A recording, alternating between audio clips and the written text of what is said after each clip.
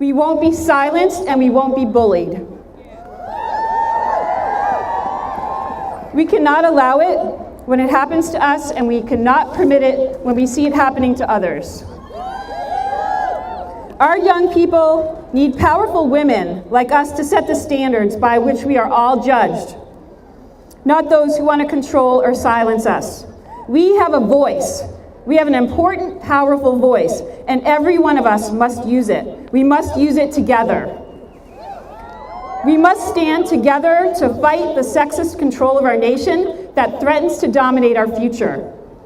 No matter what they tell us, we are strong. As a scientist, I'm trained to investigate problems, not to sit back and watch as tragedy unfolds. When I asked the state to investigate the cancer cases, they said no. I wouldn't have been able to live with myself if I had done nothing and another child got cancer. Instead, I fought when the state regulators wanted to silence this important issue that was killing members of our community. We had to take things into our own hands. I called the press and reported the cancers.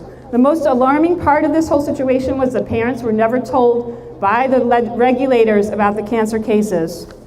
They had to read it in the paper.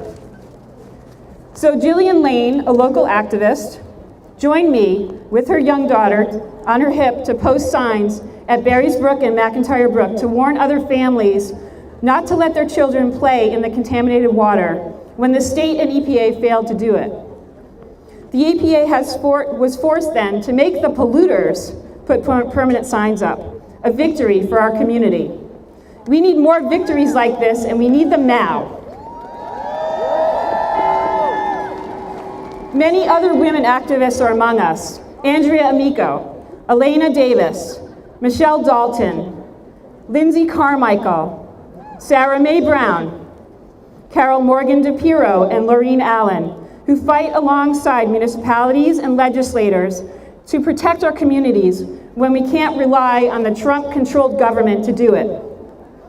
I was able to accomplish a lot for a scientist fighting for a better world for our community and across the state.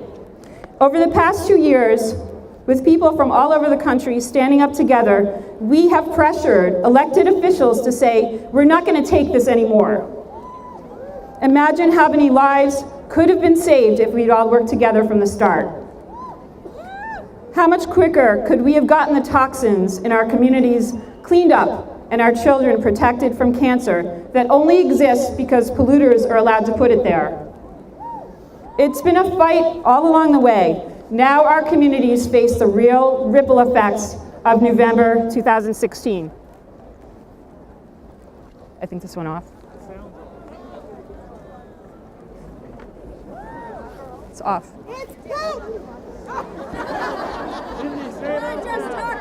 All right. The general election in 2016 showed us what will happen if we're asleep at the wheel. When a majority of Americans don't vote, you know that even fewer are participating in the actual process that will reshape our future.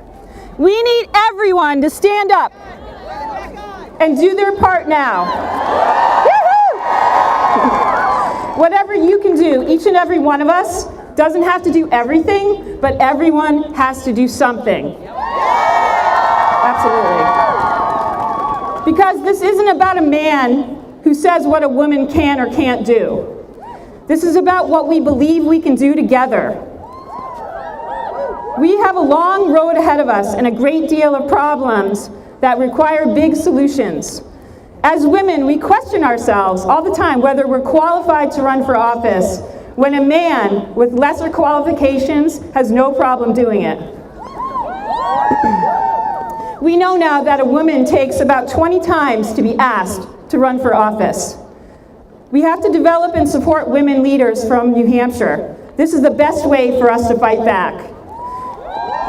So I want you to do something right now. I want you to turn around and locate a woman that you think is a great future leader and get started tapping her on that shoulder for the 20 times. Woo!